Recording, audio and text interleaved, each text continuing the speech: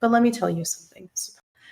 For me personally, if you know anything about my journey and my story, I had no intention of going into the mental health field. In fact, I myself had a good bit of stigma towards mental health growing up, not different than my community, than those who raised me, than those all around me. May Allah bless them all and increase them all.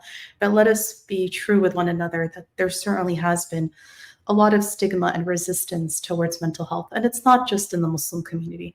Now that I'm in this field, I can tell you it's really everybody and anybody who, doesn't want to have any sort of label on them or feel like somehow there's something wrong with me. But let me tell you something, subhanAllah. This deen of ours, this religion of ours, is one that continues to push us towards ihsan. Ihsan is a high level of working on yourself so that you, subhanAllah, purify yourself to the best of your ability and you do things with the best ability possible. This includes our health, which included within that is our mental health. This deen, this religion of ours, this way of life of ours does not neglect anything. It tells us how to live our life in the best way that Allah intended for us because He created us and He knows what He created.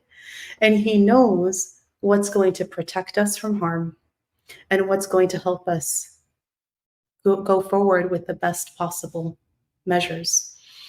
And because of that, you find that the scholars of Islam have spent a lot of time talking about health and wellness from every domain and every perspective, and they did not neglect mental health. This is why Islam is different in a tradition compared to other sister faiths of it, that we don't have any sort of issue or stigma, it turns out, related to mental health or otherwise. So much of that stigma is actually cultural, or perhaps it's misunderstandings, or perhaps it's what we call in the field today spiritual bypassing. That's a fancy term. But what it means is that we kind of use spiritual, religious language to say, to explain things about health and wellness. And while that's helpful on one side, and I too speak a language of spirituality, and we need to include that. But if you say everything has to do with your iman or faith, you're losing out on something, and something very important.